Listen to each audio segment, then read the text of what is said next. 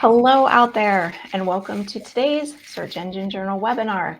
Hope you're having a great day and thrilled to have you here with us. I am joined by Wayne Chahansky, Vice President of Search and Site Experience at iQuanti, and Jill Perlberg, VP Head of Content Strategy and Client Experience Marketing at Northwestern Mutual. Thank you both for being here with us. Today, we're going to talk about how a customer journey influences your content strategy. So my name's Heather. I'll be your moderator today. Please use hashtag SEJwebinars to share any cool tidbits from today's learning on social. I'm going to go over some brief housekeeping, and then we're going to turn it over to Wayne and Jill to get this party started for you all. So first, if you experience any technical difficulties, there's the chat functionality. Just let us know. There's separate tabs for the questions. So if you have a question, we're going to hold those until the end, but feel free to put it in the Q&A tab. If you see a question that somebody's already asked that you do like, give it a little thumbs up, and that'll tell us that it's important for you all. So we'll try to answer those as many as we can at the end. There is closed captioning. It's the little CC up in the right corner, and we'll do our best to link to any resources or tools if in the chat, but if we miss any, they will be in your recap email that you'll receive later today. And then after the webinar, if you can stick around, we have a brief, it takes like 2-minute survey just to kind of gauge how these webinars work and how we can make them more useful for you all out there. And lastly, the question that we get asked the most, you will absolutely receive the full recording and slides after today's presentation. So with that, it's enough from me. I'm going to get out of here. Jill, Wayne, it's all yours. Wonderful. Thank you, everyone. I'm excited to be here once again. Big shout out to Search Engine Journal. Happy to have us host this event. And thank you for all of the time that you're taking out of your day to be here as well. So a little bit real quickly about myself. I've been in the industry for a very long time, actually before Google even launched. I kind of fell into SEO back then and kind of carried through all the way through my career. Came up the ranks doing the work. And now, of course, I'm in more of an executive and managerial position, but the algorithm at its very core has always kind of stayed the same. I've spent about 10 years in the brand level, another 18 years at the agency level, and about the last decade in the financial and insurance space as well. So with that, I will let Jill introduce herself. Thanks, Wayne. Hi, everyone, and so excited to be here with all of you and for the women on the call today. Happy International Women's Day. Just a quick brief overview for me, 24 years in marketing, content, digital product, and CX experience. And so I think for me, what I love about this is we're so client obsessed. And it's really about how we bring that to life and the critical role that content plays in that experience, and moving someone into and through that client journey. Because at the end of the day, that's what we're trying to do, right? We're trying to get more people to our company and more people as clients and those deeper relationships with them. So you'll see a number of pieces here. I lead up content marketing at Northwestern Mutual, along with our client journey and experience marketing teams, along with cross-sell, upsell, and our sales funnel optimization. So super excited to be here with iQuanti and my partner in crime, Wayne, and we're excited to take you through our content today. So with that, Wayne, I will pass it off to you. Wonderful. Well, iQuanti does a lot of things as a digital marketing performance agency, and one of the large components is SEO, which I've spent my career doing. And with that, content always comes up as one of the top topics. Content's very deep, very complex. It used to be, develop content, you build it, they will come type of a thing. We've heard for years, content is king, Google wants content, but it goes much deeper than that.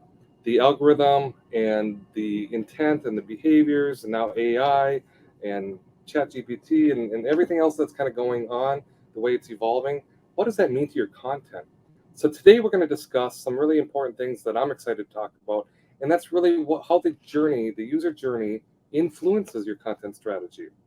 So one of the first elements that we want to talk about is defining what the market landscape is. I think it's really critically important to understand what space you're playing in, how many pieces are on the puzzle board to begin with, and how do you do that from more of a scientific and quantifiable kind of metric from a data standpoint. Then we want to really look at your user journey, put that customer-centric focus and apply that journey, those persona datas. How do you create that?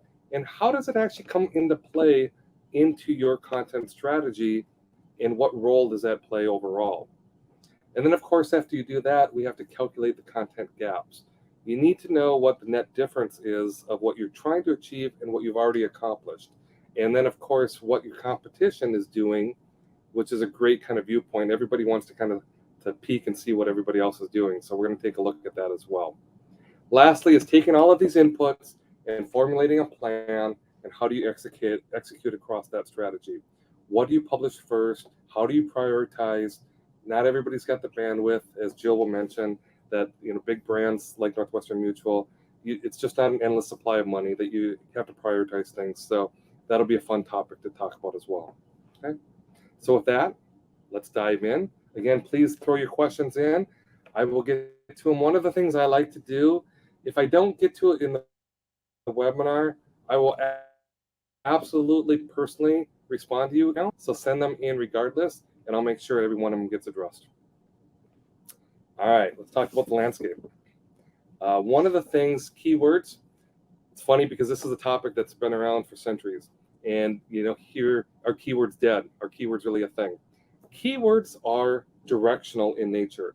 They are to give you directional intent behind what somebody is looking for on their behavior and their queries. It's not about keyword stuffing. It's not about so much keyword relevance or exact match and all of those old traditional types of algorithmic tactics in SEO. It's about understanding the intent of the user. So what we like to do when we look at a keyword strategy is we want to look at what you have in your existing footprint, meaning what is your website ranking for today, both branded and non-branded, and pull that data aside. That's the first component of your seed list. The second is take your competitors' footprints. It's all public information. So if you didn't know that, yes, everybody can get your footprint as well. But what we want to do is pull the competitors, take out their branded, take out the noise, and put that in the seed list and cross-reference it. Obviously, if there's duplicates, you remove the duplicates, and now you're left with a comparison gap. And then you do an expanded research. There's a lot of wonderful keyword research tools like SEMrush, Ad Planner, and other keyword tools. But what you do there is you're looking for keywords based on a head term or a content cluster that both yourself and your competitors are not ranking for. Basically, is there any stone that hasn't been unturned, and is there something that you're missing that goes into the seed list? Lastly, if you're running PPC and any paid performance, we use that as kind of an indicator on some prioritization. So we like to have that data in there as well. Once we have all of this data, you're going to have a master seed list. Here comes the important part of this. It's subjective at best, but you need to theme these. And you theme your keywords by like-minded intent. And I really need to kind of reemphasize this. Your keywords are not based on partial match or exact match or word association. It's based on the intent of the query. So you can have something that means or has the same words but has two completely different meanings to those. Those are actually two different intents. The idea here is to group the same amount of intent keywords together, and that equals one sub-theme. One sub-theme should equal one page in your content strategy. So you want to group these, and eventually you're going to put a hierarchy to them and create what we call a content cluster that has a parent-child relationship that they kind of nest and group in together with each other. So this is an important piece of the puzzle, is to define what your landscape actually looks like. It doesn't necessarily mean you're going to go across the whole entire funnel. It doesn't mean you're going to do everything, but you need to know how many pieces are on the board before you can kind of figure out what you want to do. And the idea here is to do your keyword research across from somebody that knows exactly what they're looking for and knows who you are at the bottom funnel, all the way up to they've never heard of you and they don't even know that they need this product or service. They have a use case and they're trying to solve for. That's the full funnel, and you want to try to gap all of those data together. Okay. When you do that, you're going to get a big list. Excel, hopefully, is your friend. Hopefully, somebody knows how to do it and do it well, because pivot tables and Excel documents are going to be your saving grace at this point. But you want to group these into different primary themes and sub-themes, and then create these volumes with this. This is going to be critically important as you kind of move down the road and you start prioritizing and building your content. Your content's going to match these themes. Like what we just got done saying is that your content, you're going to have one page per one sub-theme. So every theme will get a page. In this particular example, we're using about 4,400 core terms with 140 million search volume. And an example sub-theme would be, it's part of the financial planning primary theme. And then sub-theme is building credit, managing credit, or managing finances. And each sub-theme's got a different amount of search volume. Now, obviously, the metric, the business metric on this, if you need to equate this to leadership or anybody else in your organization, volume times the click-through ratio on your rank position equals traffic. The traffic, of course, times your conversion equals your new deals or your sales times your revenue model equals how much money you're going to make. So this is very forecastable on how much revenue you're going to get by your ranking and the volume. So that's how you connect those dots. After we kind of group all of the themes, we want to know what you have. We take this 104 million in search volume. What I said was core. That was your core terms. We usually look at this in 3 different layers of the onion. You have your core. Your next level is going to be your supporting terms, and then the next one after that are more related or expanded as well. And usually, depending on the maturity of your SEO program, you always want to start with the core. That's going to be your pillar pages of your content, your acquisition terms, and then you start expanding and you kind of move up funnel and go deeper into that as well. And we're going to kind of unpack that in a later slides here. So you have this volume, you have this themes. Now what do you do with it? You take the data, all of those themes, and you start looking at what you have published on your website. Remember, every URL should equal one theme. So now we look at your URLs, and then we start matching those with the themes. Does the URL you have in market match the intent of an existing theme that you have already defined? If so, it goes in the pie chart that you're seeing here of the 44% in market. This is an example of some data. This is a very good program when we look at 44% and 55%. This would say that they're not super young and mature, but they're not, this isn't also, they have some room to grow as well. So 44% in market means that you have 44% of this volume, you have URLs already published. But that also tells you that you have 55% of the user journey completely missed, and you don't have the assets in market to cover that quite yet. So the idea here is to not build as much content as possible. You really want to cover just the journey and drive the gaps and the awareness. And your content strategy needs to have a purpose. And this is the purpose we're trying to fulfill here. Okay. Now we get to talk about the fun part. Now we know the data. We have all of the science. We have all of the themes. You have a pulse and you know where you are in the competition. You know everything, what you have in market, what you don't. Now, the idea of the funnel or the journey comes into play here. Why do we want to build out a full funnel connection? What is a full funnel connection? What does it mean to SEO? What does it mean to your website? What does it mean to your audience and your users? Well, let me start with an example. If I mention 401ks, everybody's familiar with 401ks. If I just use that term, if I talk to 10 people are going to have a different question in their mind about a 401k, which means they're at a different state of the journey. Some might know exactly what it is. I've invested in it for 20 years and I know what it is. Others might be very young in their career. They don't even know what a 401k is. Others might be asking, how much can I contribute? When do I get to pull it out? Is there tax benefit? Is there tax liability? There's all kinds of questions that happen on this one particular topic. This is the journey, guys. This is what we're talking about. If you have a question about a query and that comes into the middle of the funnel, meaning that you come in the point of entry where the arrow is here, you read that and you're completely satisfied and like, okay, that makes sense. Now I have another question that triggered the next one. I need to either move up funnel or I need to move down funnel. But guess what? The organization doesn't have any content in market. So they can't click on anything. There's no connection other than says apply or invest now or make a appointment, which you're not ready to do. You're still doing research. You're still trying to do discovery. So if you don't have it in market, you can't click on it. So what happens? The person jumps back out to Google, types in the query, the different question, finds the next competitor of yours, goes back into their site, reads it, satisfied, and then guess what? That competitor has got this all outlined, and they move down funnel and all of a sudden make that sale, if you will, on your competitor. Even though you had first point of attribution, you lost the sale because you didn't have the assets in market. You didn't connect the journey. So one of the things I think about is if I'm crossing a river and I come into a stone in the middle of the river and there's not another rock to get me to the other side, what am I going to do? I got to bounce back out and figure out how to get across the river.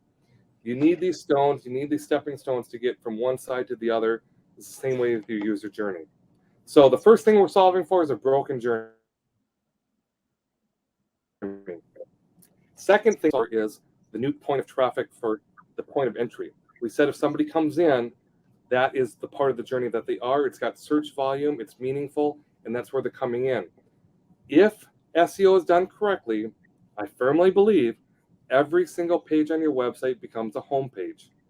Your goal should be that your page is ranked number one for that intent, for that set of keywords across the entire funnel. If that's the case, you have maximized your digital shelf space. You got the most share of voice that you can get. Every particular user, you've set your position up to be most successful. Meaning, if you're ranked in a top position, when somebody looks for that query, they're going to click on you and you get that traffic. If you don't even have the content in market, you're not even going to be in that running. There's no way you can get ranked. You've already lost the traffic before you've kind of begun. So folks, that is a long explanation of what a full funnel connection is. You're solving for one, a broken journey. Number two, point of entry on traffic.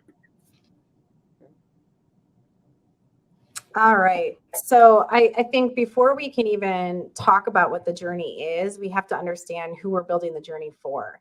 And so as Wayne indicated on the previous slide, probably one of the most important and impactful pieces is starting with your target audience and your target segment. We could build a ton of content. We could create a number of things that all rank, but if they're not mapped to your target audiences and segments and to the bottom line of the business objectives that you're trying to drive, it really doesn't matter, right? And so how we take an approach to this is really starting with who is that segment? Who is that audience that we want to go after? We might use an example of, individuals. If Wayne, previous example might be someone who is going through a job change and wants to understand what to do with their 401k. Now that individual is going to have a very unique need in a financial planning conversation with Northwestern Mutual versus maybe someone who is looking to learn more about our life insurance products. And so in either case, you have to start with what is the intent and be client obsessed of what that individual needs and wants. We're learning here of what are they thinking, what are they feeling, what are they doing? And then we're mapping that persona across the entire journey. Because to Wayne's point, starting with that person and having them come in, but then not thinking about, and then what, and then what, and then what, you break that chain and now you lose them. So again, we start with the persona, we move them all the way through the journey. That's when the data science really comes into play. So now we know what the consumer needs from us and what we need to deliver. The data science is going to tell us where are the biggest opportunities for that information? Where can we gain market penetration and traction? What's missing in our content arsenal to meet those needs of that consumer? And that again gets back into your content gaps plan and strategy at the top of the concentric circles. Only then do you know what you need to create, right? So again, oftentimes people, I've heard in different industries or in different groups, like, I want to do SEO, so I'm just going to go create a bunch of stuff. And it's like, you're just creating a bunch of stuff, right? This is about being very purposeful and very intent driven on creating the pieces that are going to have the most important and maximum value to your organization. Wayne, any thoughts on that from a data science perspective? The data, the part that you kind of hit home on is you don't create content just because you think it's a good idea. Just like you don't go out into the ocean and drop a line and think you're going to catch some fish. You need to go where the fish are in order to catch the fish. You need to follow the consumer demand in order to get the consumers to your website. So have purpose. This stuff is not free. We know that. It takes money and effort on your brand level. Maybe you have an agency like iQuanti or somebody else helping you as well. And it takes resources and time to do this. So be purposeful. Make sure that you are matching the consumer demand to what they're looking for. And one of the things I can tell you as a pro tip here is I've worked with a lot of organizations that have the legal name of their product, if you will, but somebody else in the industry calls it completely something different. So even the difference between auto insurance and car insurance. We work with a lot of them insurance company. Auto insurance is the product they're offering. Yes, it's got decent volume, but I tell you what, car insurance has got about 10 times the amount of volume as auto insurance. Even if you're looking for truck, they're still putting car insurance into the query. So know what the users are looking for, and this is where that data science comes into. Put that in here. Make sure your customers first. Yep, exactly. And so if we think about journey maps, I've included two here for you for context. The one on the left is an example of, a fairly long journey related to bringing someone in, moving them through the sales pipeline, and then an ongoing journey with us, right? Because it doesn't end when someone buys something. You've worked so hard to get that individual into your company as a client. Don't throw the money out the window by then not nurturing and engaging them through that ongoing repeat purchase funnel. And so if you think about from that perspective, what someone might need at that top of the funnel and bring them in, and then it's that consideration phase. Are they considering us as a company? For Northwestern Mutual, are they considering one of our financial advisors? What we need to serve up for that person and that intent and where they are in the journey will be very, very different when you answer those two types of questions. The next might be, where are they in their consideration phase for products and services, right? And what are the questions that they might have? And then how do we continue to move them down the funnel? Now, what's unique with financial services, and particularly with Northwestern Mutual, our clients are clients of ours for life. We often work with people when they're starting out and growing in their financial journey, all the way through the ongoing life stages and events, all the way into retirement, and then figuring out how to really enjoy their retirement with all that saving and all the work that they've done and that next phase of their life. And so the needs from a content and an SEO perspective of those individuals, whether it's a life stage or part of the journey, is critically important for us to figure out. And again, I think back to what we've said a number of times, we don't have unlimited budgets and resources. And so you have to be incredibly diligent and prioritize what is going to give you the maximum benefit and effort for the work that you're going to put into it. On the right-hand side, you'll see kind of a high-level example of someone buying car insurance. And so again, when you think about the work that you want to do from a content strategy perspective in SEO, really think about that first piece is the goal of the consumer, right? You don't start with the goal of the company. The goal of the company is ultimately to bring people in and move them through the funnel and potentially maybe put business on the books from a company objective perspective. But if you're truly client obsessed and you're truly focused on who your consumers are, you start with what they want and what their goal is. And then so in this indication, someone's looking to buy car insurance, but they don't even know where to begin or how to even think about that. So what are they thinking? What are they feeling? They're confused and they're uncertain. What are they doing? They're going to Google, they're asking friends, they're doing all the things that any one of us would do in a traditional purchase cycle. But what's really interesting is the role that content plays in that stage, right? So in this particular example, we talk about a simple explainer video, maybe explainer infographic for a first-time car insurance buyer. That's going to be a very, very different scenario than maybe someone thinking about, how do I add my child onto my car insurance? Or if I'm buying a luxury car, what do I need to consider versus if I'm buying my first car? All of those different pieces of the puzzle. Does my car insurance cover rental cars, right? The intent that Wayne talked about earlier is critically important here to understand what that person is going to specifically be looking for so that you can match the content to their needs. And so again, I think what we continue to talk about here then is, once someone is a client of yours in that nurturing, promoting, advocacy stage of their journey, then what else are they going to need from you? It might be, what are the benefits that you get from being a client? It might be, in the case of Northwestern Mutual, many of our clients have children. And so we help them really lean into how to raise financially savvy kids, right? Because I'm a mom of a 10-year-old and I don't want him living in my basement for the rest of his life, right? So I have a unique need of making sure that my son understands all the ins and outs of finances as well and teach him. So, again, I think it comes back to where is the consumer? What do they need and want? What's going to find value? How are they going to search for and engage and use that content? And then how do we ensure, to Wayne's point, you go where the fish are. Make sure that that is showing up in the channels and in the environment to where they're going to be looking for the information. Yeah, I just wanted to add one component on that. The personas are so important here as well. When you look at a persona, and what Jill had mentioned about first-time car purchasing person versus somebody that's done this multiple times, or maybe it's a business user, their journeys are different. Everybody's got, and the journey being different is because they have different questions.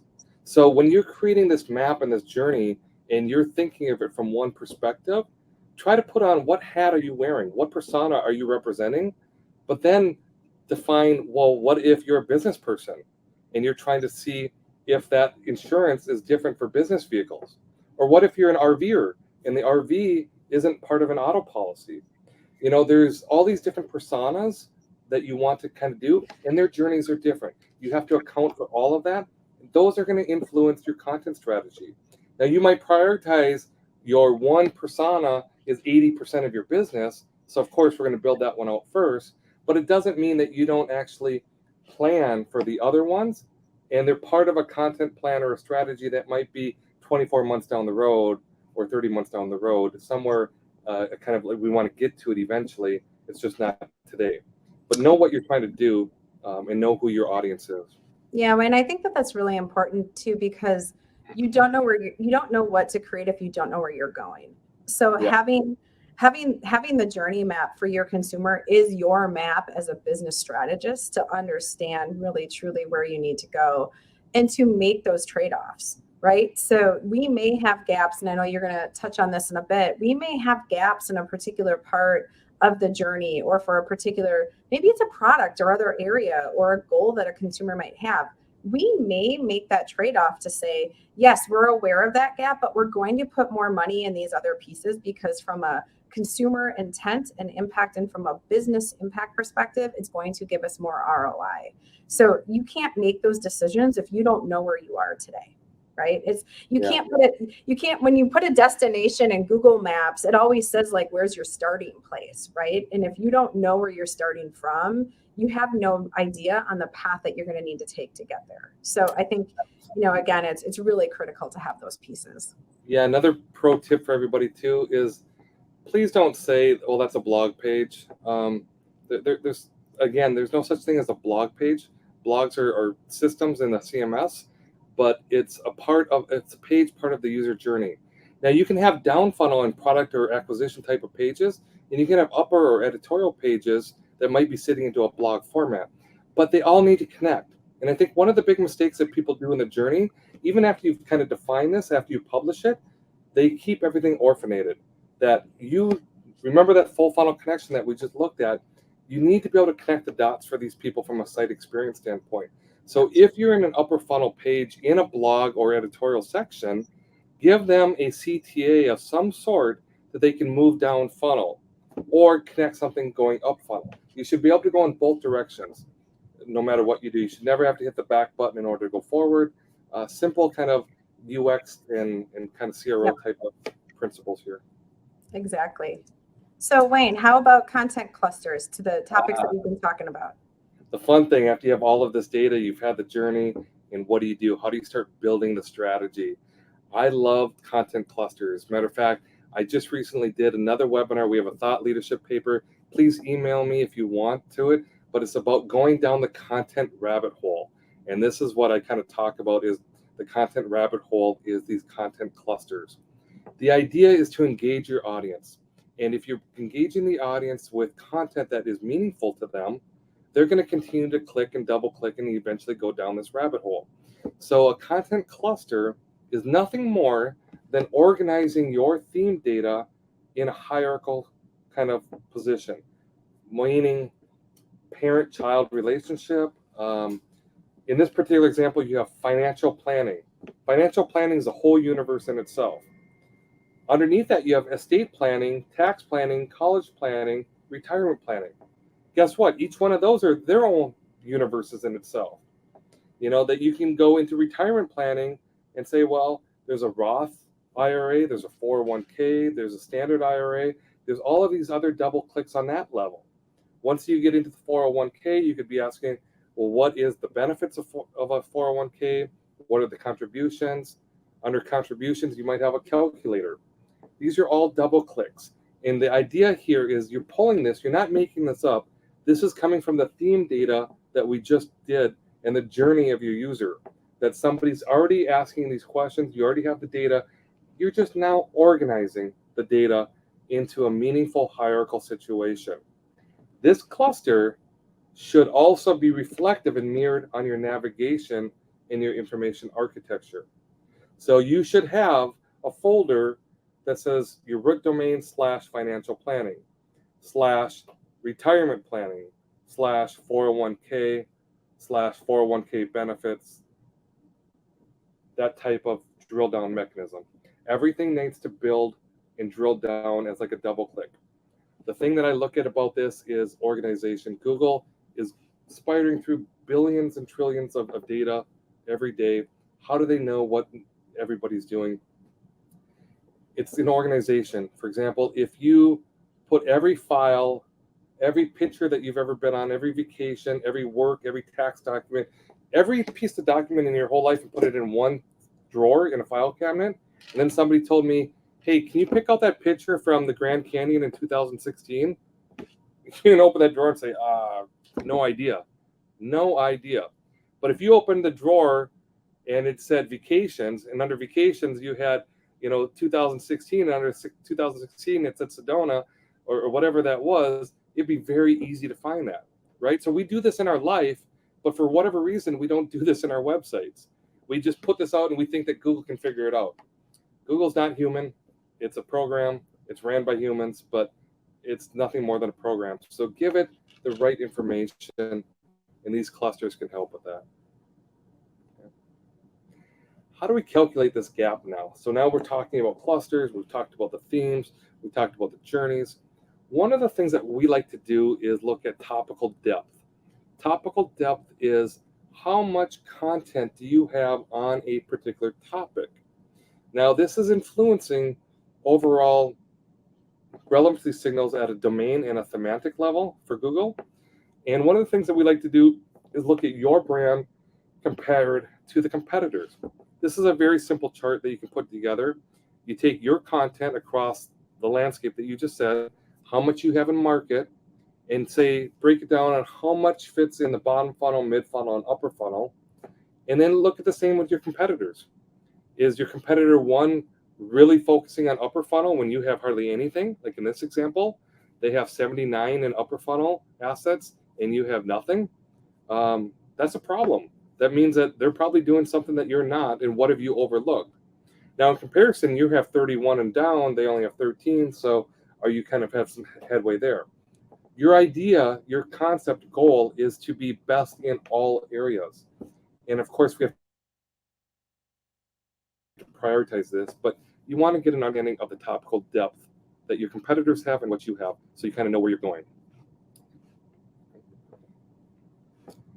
Then you take all of this, and again, Excel is our friend. You have all of the themes and sub-themes. We usually talk about a hero keyword. That hero keyword represents the primary sub-theme. It's got the highest search volume. It is the representative of the intent of that theme. And then what we look at is, do you have a ranking URL or a URL published, not even ranking? Do you have a URL published that matches that intent? If so, the answer is yes. If not, it's a missing URL. Eventually, as you go through this exercise, it becomes very easy to do a content gap. You know what you have existing and what you have net new. The idea here is eventually to come out with a summary of this, that you have approximately 155 or 165 sub-themes, which, as we stated, is an individual page. And these sub-themes are broken into two categories, what you already have published and what you have missing. So based on this spreadsheet that we just did, the exercise on categories, what you have missing and what you have published, it's going to give you a summary. 66 to 70 that are in market and published, and 89 to 95 that are missing. Now, when you do this, it doesn't mean that the 66 that you have are all ranking in top position. Most likely, you're going to need to elevate almost all of these in order to be in a top position. And then while you do that, you need to plant more seeds in the field, if you will, to grow. And that's the new pages. You need to get content going so it can establish relevancy, start building authority to those. These are concurrent work streams, folks. This isn't I do this and then 6 months later I do this. This is I do them both together. I need to optimize and build at the same time. And priority is going to come into play here. But what you want to do, and we're going to talk about what do you do first, but in this particular example, this is good data. This is done correctly. If you look at the examples, 401k retirement plans got 4 million in search volume. That's in market, that's existing. The 401k versus a 403b is not in market yet, it's missing. That's okay. The maturity of this program means that this is sitting here and they've done the perfect stuff in the beginning, which is the high content volume, that cluster. Those are the top 1 or 2 levels that we talked about. And eventually you're going to get to the 3rd or 4th level, which is more of a long tail derivative of volume as well. Yeah, Wayne, and I think if you go back to the previous slide to kind of bring this home a little bit, I think one of the things that highlights here, and this was, from a while ago, and I would say an example is the missing URL on, let's say, a 401k versus an IRA. That's 63,000 in monthly search volume. I can assure you that our content team saw that and was like, wait, we know we've written about that. Why is it not ranking? And why is that URL not showing up as part of that search piece? The second is then how do we get it to rank? Now that volume is much greater than, let's say, the college savings at the second to the bottom in the cover del around 6,000 search volume. If I had $1 to spend and I was going to create one thing, which one am I going to create? I'm clearly going to go where there's 63,000 in volume versus 6, right? And also retirement planning is much more geared towards a much broader group of people, right? And so, which speaks to the volume and search as well. So I think those are the things where this creates both a punch list and that content plan and strategy for the team to go after, but also has you come back and look and say, what is the issue of why we know if we have content, it's not showing up as a URL or a content piece that's meeting that need. So then what do we need to do differently to it? And I think to Wayne's point, that just speaks then to optimization and being able to pull it in. So it's not always an all or nothing. And so sometimes it takes a little of that art and science to bring those pieces to life. Yeah, and that's a perfect segue into creating this kind of content plan. How do you take this data and actually operationalize it and execute against it? So, Yeah. So I think, building off of what we were just talking about, content is sequential, but also very circular. And so for the ease of showing you all a diagram here, we kind of put it in more of a linear flow. But if anybody who works in the content space knows, this is not the rotisserie chicken, set it and forget it. You do have to nurture your content as much as you're nurturing your audience. So you come up with your scores, you understand the intent of what someone is looking for, you build your content brief matching that intent and what those content needs are, and you put that content in market. You're easily going to start to understand, are people bouncing right away when they get to it? That means that your content is likely not meeting the intent of the person that came in. So you need to start to understand, how do you optimize and change? The other is, you might have content that's strongly performing. And so understanding what is the secret sauce that has worked within that piece of content so that you can replicate it in others. Or if it's a broader topic, in a broader cluster, creating more in that space to build up that larger head term in that area. So it doesn't end and publish. It definitely circles back around and continues to optimize and reframe the brief if it's not working, plus it up if it is. What is in striking distance, what's not. And so only through really deliberate content KPIs will you know what's performing and what's not as it relates to your content plan. And one thing I want to kind of point out from the algorithmic standpoint, when Google releases a core update, it's always it's like dating advice. If somebody breaks up with you, it's not you, it's me type of a thing, and that's what Google says. It's not you, it's not your website, it's us. What they're doing is they're just reevaluating how relevant or what the intent of the query is, and what does that mean today. And a really good example, I believe that Matt Cutts used a while ago, was that if you gave me the top 10 movies of the 90s back in 1990 or 95 or whatever era type of thing, I might be dating myself, sorry guys, but you're going to get a list of 10 great movies. If you ask somebody today what were the best top 10 movies in that era, you're going to get a different list. Some of them will be on there, but not all of them. Does it mean that the ones before were bad? No. It just means that the viewpoint of who you're asking today is different than the people that you asked back then. That's a core update in its essence, meaning your content can't just sit here forever. You need to kind of look at that and say, okay, is it really still matching the intent? Is it still doing something? Now, one of the things that iQuanti does have, I didn't go into this a lot because this is definitely not a pitch on our products, but we have a really cool product that will actually kind of score relevancy in a numeric fashion, and it'll tell you against the competition in the SERP how your content is scored against Google's language models and the relevancy signals. So you can kind of track that as you go.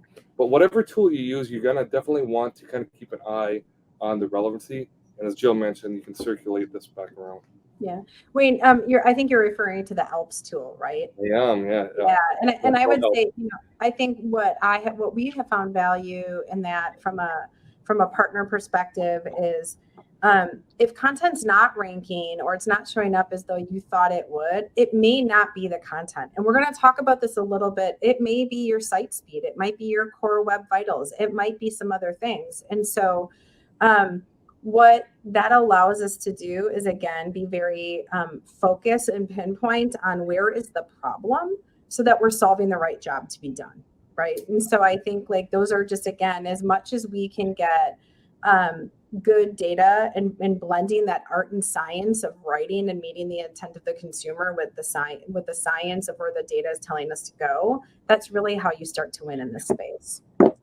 So what assets are required? And this is not exhaustive in any means, but I think what's really important here is, and I realize that this is a search engine webinar, but I am going to say, there are other channels, right? And we need to make sure that for the value and the money that we're putting into the content to be created, that you are creating once and using many, right? This absolutely We want it to show up in search. That's where the majority of our population is going to be. But understanding who that person, back to if you think about the circles that we had, who that persona is and what they need and where they're engaging is going to drive you which type of content you're going to create, right? So if I think about a 23-year-old who's going to look about, how, back to our car insurance example of how to buy car insurance for the first time, that's a very different engagement model of what they're going to need and want versus a 70-year-old person, like my parents, who are looking for information on car insurance. And the same with financial planning, right? Someone in their 30s and 20s who are starting out, who are looking for financial planning guidance of what is really important to them at that life stage, and where they are, of what they should be focusing on, is very different than someone who's nearing retirement. Not only in the content that we're going to produce, but also in the way in which they want to consume the content. Now, all of it needs to show up in search, and you need to make sure you're amplifying and publishing it in a way where Google and others can find it. But again, top funnel, you're not taking someone deep into every inch and detail of every product, feature that you have. You're bringing them in, right? The next might be infographics, very quick, high level. But to Wayne's earlier point, and what we know is that when someone comes in at the top of the funnel, the most important thing you need to do is continue to drive them in. You have to have a cross-linking strategy. I've also heard it as merchandising. You need to merchandise your content. If someone's coming in, what's that next thing you want, next best action that you want them to click on to go through? And I would say again, as you go through the middle to bottom funnel and then into the new client, think about this as a double funnel. You first need to bring people in as a new client, but then the idea is that funnel starts all over again, and you might bring them back into a repeat purchase. So even though someone is an existing client, that topic that they're looking for, that new product that they're interested in, that might take them to the top of the funnel for that piece. And so again, you need to really understand how that person's coming through and the way in which they want to engage and utilize that content. We've heard TikTok is like the number one search engine, for the under 29 age group. We know individuals gather information on Pinterest, through Google, in video. And so you have to match the format of the content to the channel and make sure that it's going to resonate with where those individuals are. So this is just an example of some formats of content, but again, it's kind of endless if you think about who your audiences are. It's just making sure in that create once and use many that you're maximizing the value behind what you've created. So if we go to the next, Wayne, again, back to, we don't have money trees, Wayne. So how do you prioritization? I'm working on that money tree thing. When you figure it out, let me know. All right. Until then, we'll do a prioritization framework. And what's a presentation without a 2x2 matrix? So we really look at this in this kind of fashion. There's a lot of factors when you prioritize different efforts. In content, what we want to look at is the biggest bang for the lowest amount of effort, right? So you want to look at something's got the highest amount of search volume with the lowest difficulty, the lowest amount of effort. That's in this quadrant, this P0. That's the first thing that you want to go after in a quick win type of scenario. And in that, you're going to find really quick success. It might be a small, short list of opportunities, but nonetheless, you want to attack those. That ELPS product that I talked about, the numeric scoring, one of the key indicators that you can do with that is get an inventory of all your URLs that already have higher authority, but a lower content score. Meaning all you have to do is change your content and you already have enough authority to rank in a top position. That's a great way to kind of get a key indicator and know what you need to do. But that's in that quadrant. And then from there, you just kind of work your way down and you're going to look at, again, more lower effort and, maybe the volume's not quite as high. And then you get into the volume's really high, but the effort's a little bit longer or more. And then obviously the lowest quadrant, which most people don't even get to, is it's low volume, a lot of effort, no reason to really do that to be perfectly honest. So usually in the first 3 quadrants, there is plenty of work to do, and that is where your prioritization kind of comes into. After you prioritize, people always ask, well, what do I publish first? The thing that you need to do is get that primary hub page or the middle content pillar of the cluster in market first. We call that the L1 layer, your level 1. That needs to be in market so somebody can click on that. You can't double click if you can't even do the first click. And then from there, you're going to go into the L2 or the related pages. This supports the topic. It helps fill the journey, and the volume is typically still quite high. Not as high as the L1, because L1 has got mixed intent. It's a short head term like financial planning. But the L2 could be retirement planning, which is still a very high volume. It's just not as high as financial. And then, of course, when you get into L3, it could be the 401k at that point, and your volume kind of gets down further. But you need to put these in order so they have a home. Everything kind of needs a place, and you need to connect the dots. So you can't have something orphanated and say, well, let me give you a page on 401k versus a 403b, but I don't even show a page in market that says we offer 401ks. Or we don't even talk about retirement planning. But let me tell you about the 401k versus 403b. It makes no sense. So if it doesn't make sense to us logically, let's not do it on the website either. So the way to publish this is get your L1, L2, L3, L4, move that into sequence. Now, how do you do this across themes? Well, typically from a strategy standpoint, I like to go through and make sure all my L1s of all my themes are in market right away. Make sure everything's in there. And then say what LOB or what area do you want to focus on, and drill and get L2 and L3s into that. And then you can kind of work through the other kind of priorities as well on that from a cluster standpoint. And then, of course, using the model, the prioritization that we had beforehand. So with that, we just have a little bit of time, but I'll let kind of Jill talk about real quickly here. Yeah, really quickly. So I think from an ongoing approach, there's like 3 buckets that we really focus on. And this goes back to what is the problem that you're trying to solve and the job to be done. First, you need to be credible, right? We don't do that alone. We have to partner with our PR teams, those and outside of NM. And that's really around your referring domain and your linking strategy into your company and making sure that you're building that authority, that you're the right person to talk about this topic, right? Relevancy is that the content is meeting the intent of the search and that you're seeing people come into play. And so for us, that's really around our new and optimized pages around our planning, our products and services, and then our life and money content, really around that educational engagement and financial literacy content. Lastly is technical. If you do all the right things, but your site is not set up technically sound for Google to crawl or page speed or others, again, you're not going to see all the value and benefit of the work that you've done. And so this is just a call out of, sometimes it takes a village, and making sure that you have strong partnership with your digital product and engineering teams. One, that they understand what your roadmap is, but also that they understand what the implications are of the work that they're doing on these business goals and strategies. So want to get us to Q&A, but just a really quick piece of, you can't not do all 3. But really from a content strategy perspective, it's that relevancy piece tied to that consumer journey that's the most important. So with that, I think Heather's coming back. Yeah. I am. That was good stuff. Thank you, Jill. Thank you, Wayne.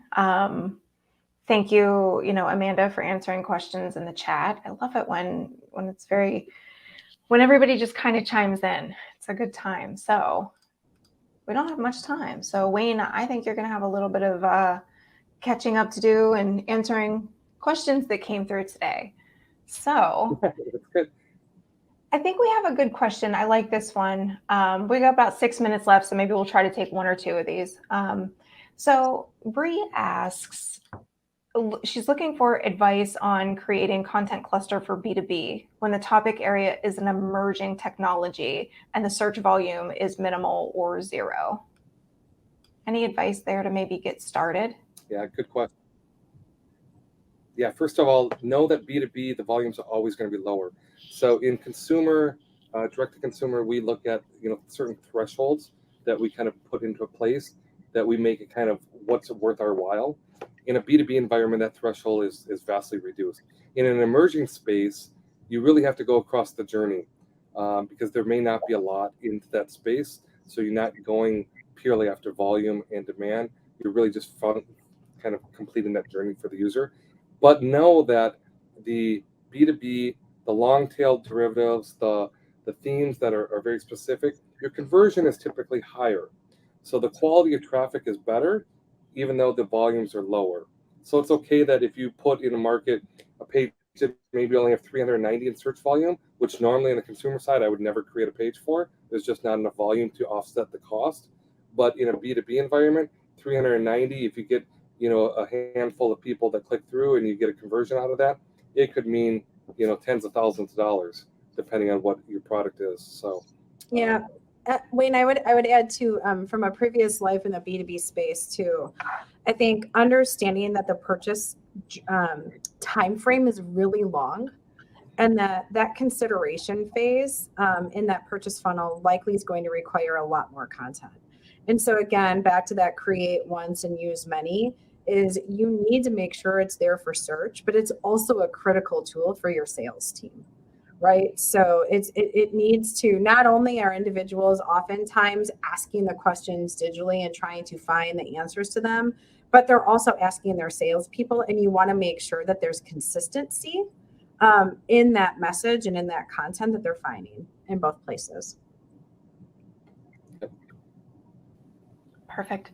So I just threw Wayne's email and LinkedIn in there. I know, Wayne, that you offered if people were interested in that cluster rabbit hole paper or white paper that you had. So I wanted to make sure that they had your email for that. And with that, I think we're just going to close it out. Jill, why don't you tell the people where to find you? All right. So Jill Perlberg, for those who joined maybe after we kicked off, I am the head of client experience marketing and content at Northwestern Mutual. You can find me on LinkedIn as well under Jill Perlberg, and email as jillperlberg@northwesternmutual.com. So thank you so much for having me, and I hope you all have a wonderful day. Yeah, thank you all. And I got to say, Wayne and Jill, I don't know if you can see them. I hope you can. You can see all the high fives and the hearts and the, the celebrations. I will tell you, I think that this is our highest rated emoji webinar yet. So amazing. Yeah, that was some great stuff. We were having a conversation. Yeah, it was great. Thank you very much. So we'll hope to have you back here soon, Wayne. And with that, thank you everybody for joining us today, and have a great rest of your day wherever you are. You Thanks, too, everybody. guys. Bye-bye. Bye-bye.